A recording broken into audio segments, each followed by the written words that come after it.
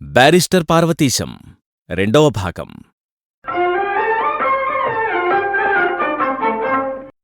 ఎలాగైతేనేమి, ఇంగ్లండులో అడుగుపెట్టానని చెప్పాను కాదు. మరిచిపోకుండా ఎలాగో జ్ఞాపకం పెట్టుకుని కుడికాలే పెట్టాను కూడాను. నేను ఇంత శ్రద్ధగా, ఇంత శాస్త్రయుక్తంగా కుడికాలే పెట్టినా లండను మట్టుకీ విషయమేమీ గమనించినట్లు కనిపించలేదు.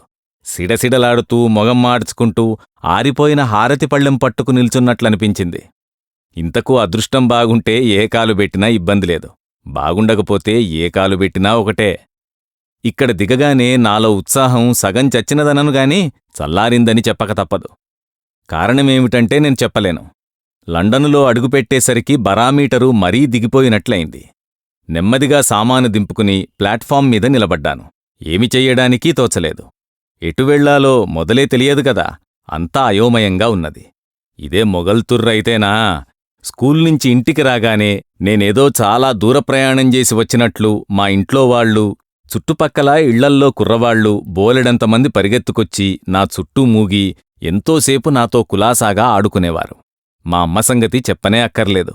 వచ్చావురా నాయనా, ముందు కాళ్ళు మొహం కడుక్కో, కళ్ళు దించుకుపోయి బుగ్గలు పీక్కుపోయి ఎలా ఉన్నావురా నాయనా, లే అని నన్ను తొందరపెట్టి కాళ్ళు కడుక్కున్న తరువాత ఏదో కొంత ఫలహారము పెట్టేది. ఒక్కొక్కప్పుడు నాకు దిష్టికూడా తీస్తుండేది. నాకెంతో సిగ్గుగా ఉండేది. ఏమిటమ్మా నీ చాదస్తము నువ్వును, ఇంకా ఎన్నాళ్ళేమిటి దిష్టి అదీని, నేనింకా చిన్న కూచమ్మననుకుంటున్నావా ఏమిటి అనేవాణ్ణి కొంచెం కోపం అభినయిస్తూ. ఇదంతా జ్ఞాపకం వచ్చి ఒక్కమాటు దుఃఖం వచ్చింది. కళ్ళు ఒత్తుకుంటూ చలికి గజగజలాడుతూ పక్కచుట్టలో శాలువా తీసుకుని కప్పుకుందామా అని ఆలోచిస్తుండగా పాతాళంలోనుంచి ఎవరో తన్నుతే పైకుబికినట్లు కుక్కంపెనీ వారి ఆసామి పాతాళంలోనుంచి వచ్చినట్లు తోచినా నా పాలిటికి దివినించి దిగివచ్చిన దేవతలా ప్రత్యక్షమయ్యాడు. నన్ను ఒక్కసారి ఎగాదిగా చూచి, "హాహా, good evening, what is your name? Let me see, you are the great mister Parvateesam, aren't you? Fine, we were hearing a lot about you. Good fine day.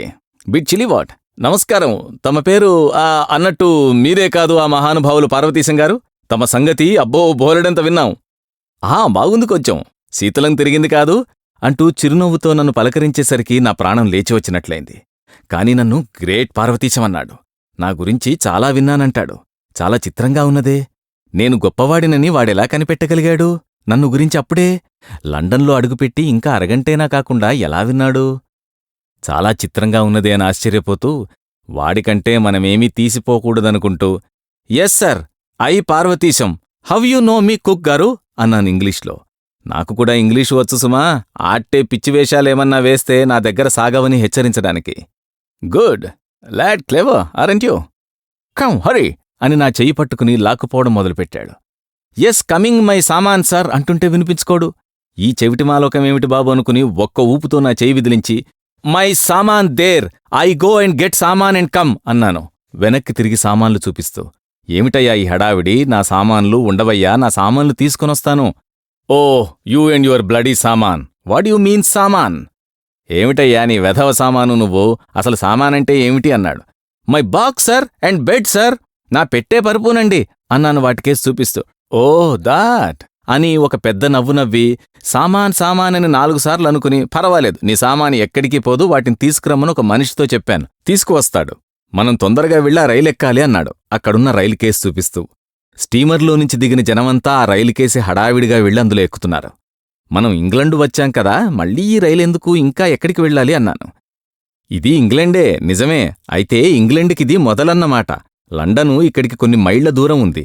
3 గంటల ప్రయాణం చేస్తే సుమారు 8ంటికి అక్కడకు చేరుకుంటాం.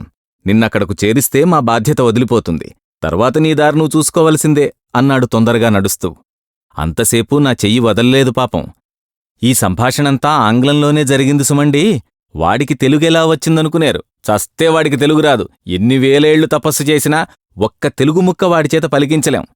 తెలుగుదేశంలో పుట్టి పెరిగిన నాకే ఇంకా బోలెడన్ని అర్థం కాని, స్వచ్ఛంగా పలుకలేని మాటలున్నాయంటే వాడికెలా వస్తుంది చెప్పండి? అదేం చచ్చు ఇంగ్లీషా? ఎవడు పడితేవాడు ఏడాదిలోనో 2 ఏళ్లలోనూ నేర్చుకోవడానికి. మేము రైలు దగ్గరికొచ్చి ఒక పెట్టెలో ఎక్కబోయేసరికి ఎవడు తెచ్చాడో ఎప్పుడు తెచ్చాడో తెలియదుగాని నా పెట్టే పరుపు అప్పుడే అందులో ఉన్నాయి. "ఇదిగో బాబూ, మీ అదేమిటో అన్నావు?" సామానే సామానే" అని 2 సార్లని వాడి తెలివికి వాడే నవ్వాడు. వాడిని చూచి నేనూ నవ్వాను. ఎటొచ్చి వాడొకందుకు నవ్వుతే నేను మరొకందుకు నవ్వాను.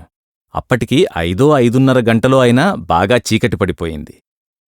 పొగమంచో తెలియకుండా 10 అడుగులలో ఉన్న మనుష్యులు కూడా కనపడనంత వత్తుగా దట్టమైన తెరలా మమ్మల్ని కమ్మేసింది.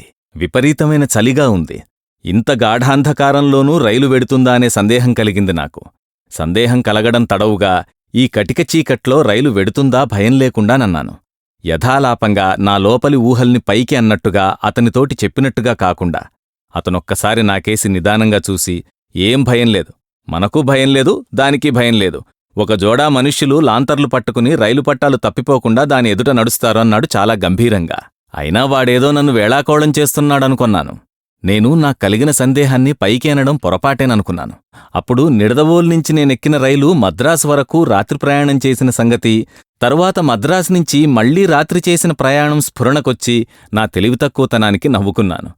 అయితే మట్టుకీ మాత్రం దానికి వాడు నన్ను చూచి నవ్వుతాడా అని కొంచెం కోపం వచ్చిన మాట వాస్తవమే. అయినా నాలో నేను సముదాయించుకుని 1-2 సార్లు వాడేదో చెప్పబోతే నేను విననట్లు సమాధానం చెప్పకుండా ఊరుకున్నాను. లండన్ చేరే వరకు నా మౌనం నేను విడవలేదు. ఏ అవాంతరం లేకుండా మేము లండన్ క్షేమంగా చేరాం, దైవానుగ్రహం వల్ల. లండన్ స్టేషన్ రాగానే రైలు స్టేషన్లోకి కాక ఏదో ఇంట్లోకి వెళుతున్నట్టు అనిపించింది. ఎందుచేతనో తెలియదు. నాతో కూడా ఉన్న ఆసామీనడుగుదామంటే మళ్లీ అతను ఏమి వేళాకోళం చేస్తాడోనని సందేహించి ఊరుకున్నాను.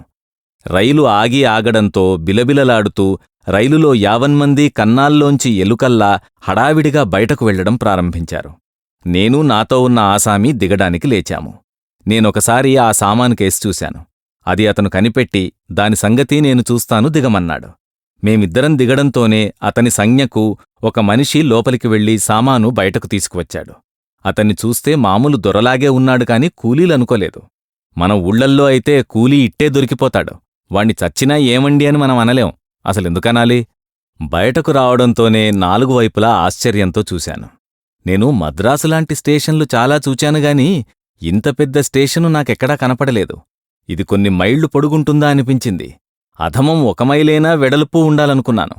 ఇందాక రైలు స్టేషనుకు కాక ఇంట్లోకి వెడుతోంది అని అనిపించడానికి కారణం ఇప్పుడు తెలిసింది. ఇంత వెడల్పు పొడుగు ఉన్న స్టేషను అంతటికీ గాజుకప్పు పైభాగాన కనిపించింది. ఇంత గాజు ఎలా దొరికిందా వీళ్లకు అనుకున్నాను. అసలు గాజెందుకు వేశారు అనే సందేహం కూడా కలిగింది. ఒకవేళ ఏ కొబ్బరికాయైనా దానిమీద పడితేనో, లేక పక్కింటి కుర్రాళ్ళెవళ్లైనా ఆటల్లో వాళ్ల లక్కపిడతలో పెంకుముక్కలో దానిమీద విసురుతేనో ఇంత స్టేషను ఏమవుతుందనిపించింది. అయినా దానికి సమాధానం ఏదో మనమే ఊహించి తెలుసుకోవాలిగాని ఇలాంటి మోటు మనుషులను అడిగితే వాళ్లు అతి తెలివిగా మాట్లాడామనుకుని నన్ను అవహేళన చేస్తారు. ఎందుకొచ్చినది బాధ?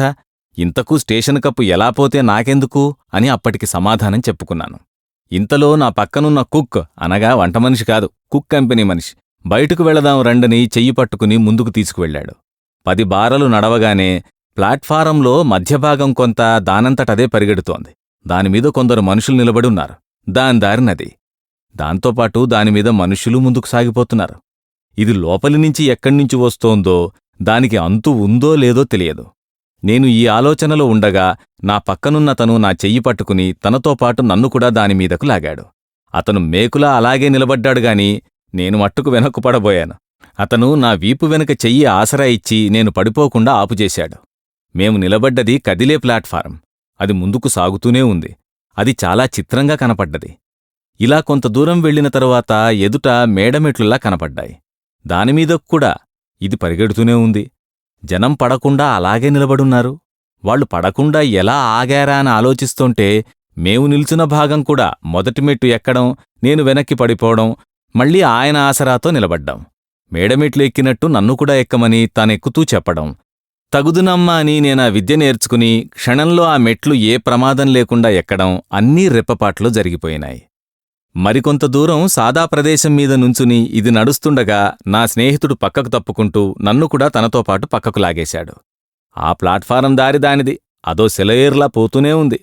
మేము మరో 10 బారలు నడిచి ఒక పెద్ద గది దగ్గర ఆగాం. అతను తలుపు తీయగా లోపల ప్రవేశించాను. నా సామానప్పుడే అక్కడికి ఎలా చేరిందో చేరింది. అక్కడ 10 మంది బల్లల ఎదుట కుర్చీల మీద కూర్చుని అక్కడకు వచ్చిన జనాభా సామాన్లు పెట్టెల్లోంచి తీయించి పరీక్ష చేసి ఒక చీటీ ఇచ్చి వెలుపలకు పంపిస్తున్నారు. నా పెట్టెలు చూడ్డానికి సిద్ధంగా ఉన్న మనిషి నన్నెగాదిగా చూసి నా స్నేహితుడితో అర్ధోక్తిలో హూ ఇస్ దిస్ డార్కీ అన్నాడు. నా స్నేహితుడు ష్ అని నోరు ముయ్యమన్నట్లు పెదవుల మీద వేలు పెట్టుకుని సంజ్ఞ చేశాడు. This young prince is my friend from India, came to study here. ఈ పిల్ల జమీందారు నా స్నేహితుడు, ఇండియా నుంచి వచ్చాడు ఇక్కడ చదువుకోసం అని సామాను త్వరగా చూడమని సంజ్ఞ చేశాడు. వాడు పెట్టె తీసి ఒక్కొక్క వస్తువే మునివేళ్లతో ఎత్తి దూరంగా కింద పడేస్తున్నాడు. నాకు చాలా కోపమొచ్చింది. నేనేదో అనబోతున్నానని నా మిత్రుడు గ్రహించి నా చెయ్యి గట్టిగా అదిమాడు, ఏమీ మాట్లాడవద్దన్నట్లు. తరువాత నా పరుపు చుట్ట విప్పాడు. అందులో నా నారింజ పండు రంగు శాలువా చూసి నిర్ఘాంతపోయి గుండెలమీద చెయ్యి వేసుకుని కళ్ళు మూసుకుని కుర్చీలో వెనక్కు జార్ల పడిపోయాడు. ఇదేమిటో వాడిలా పడిపోయాడు, కొంపదీసి మన కళ్ళెదుటనే హరి అనుడుగదా అని హడలిపోయాను. క్షణంలో తేరుకున్నట్టు కళ్ళు తెరిచి వాట్ ఈస్ దిస్, ఏమిటిది అన్నాడు. మై షాల్ అన్నాను. యువర్ వాట్, నీదేమిటి అన్నాడు. మై శాలువా అన్నాను. వాడెంతో జాలిగా నా కేసు చూసి can't you speak English my lad, English మాట్లాడలేవా నాయనా అన్నాడు.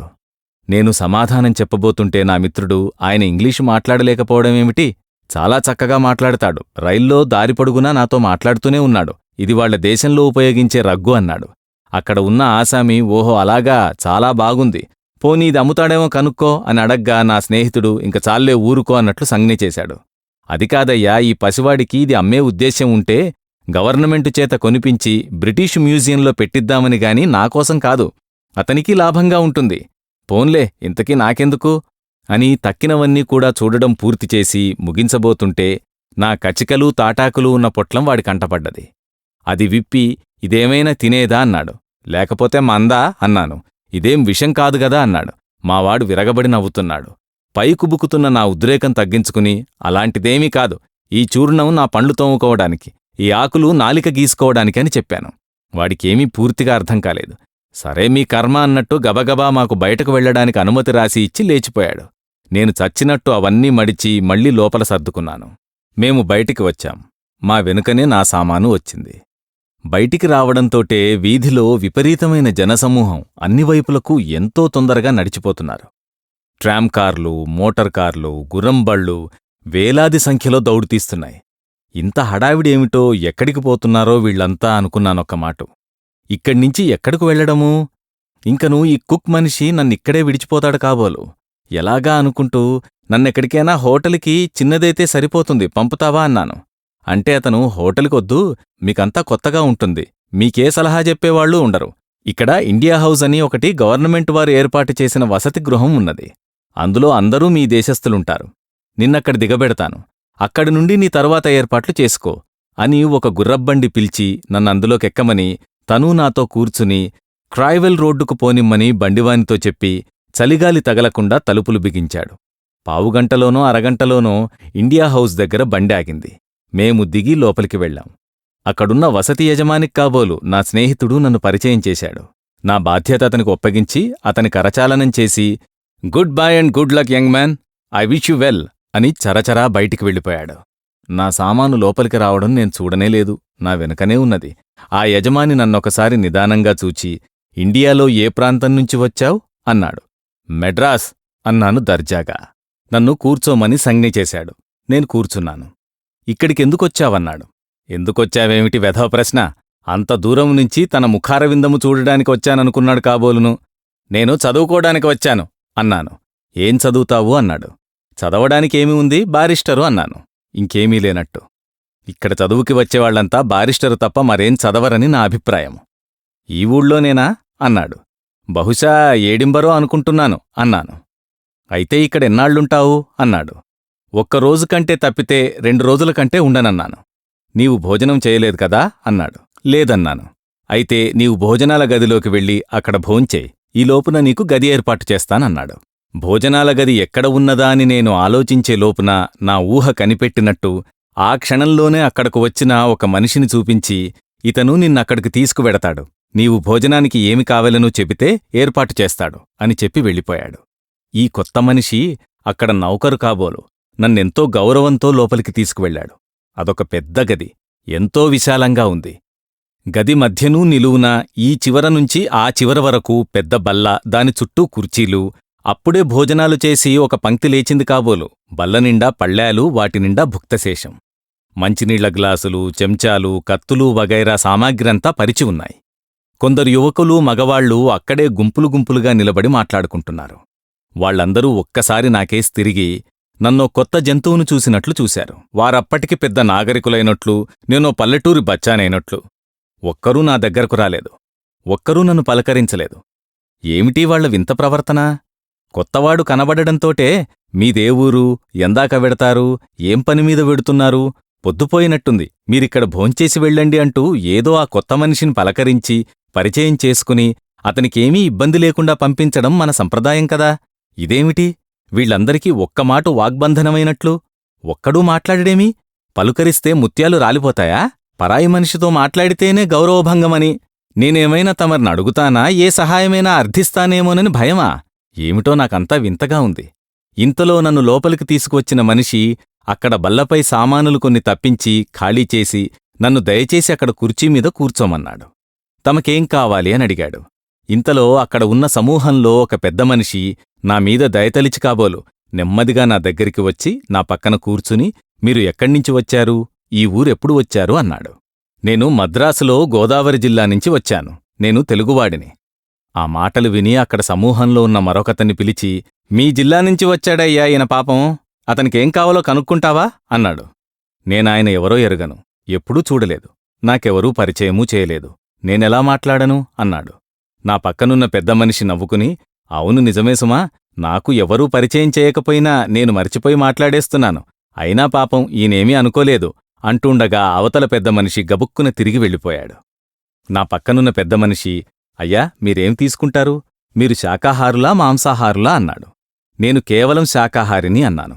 నన్ను లోపలికి తీసుకువచ్చి వెనుకనే నిలబడి ఉన్న నౌకరుతో నాకు శాకాహార భోజనం ఏర్పాటు చేయమని చెప్పాడు. అతను కొంచెం అన్నం, కొంచెం కూరలాంటిది తీసుకువచ్చి పెట్టాడు. తరువాతను కొంత రొట్టి, వెన్న, ఏదో జామ్ముట అది పెట్టాడు.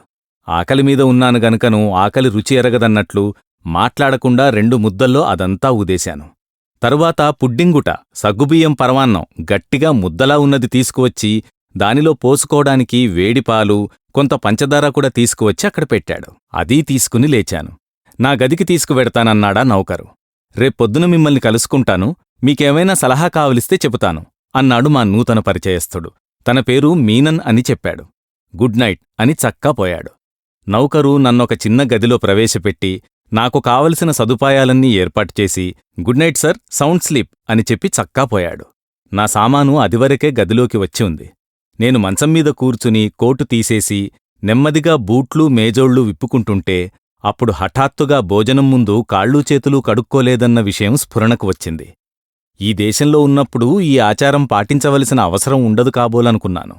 కాళ్ళూ చేతులూ కడుక్కోకుండా ఆ మాలగుడ్డలతోటే తింటావా ఏమిట్రా అన్న మా అమ్మ మందలింపులు జ్ఞాపకానికి వచ్చాయి. నా షరాయి కూడా విడిచి పంచె కట్టుకుని మంచం మీద వెన్నువాల్చాను.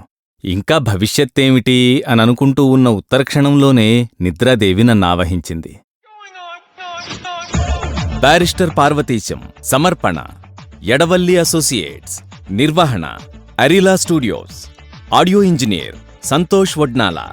Studio sound city Hyderabad.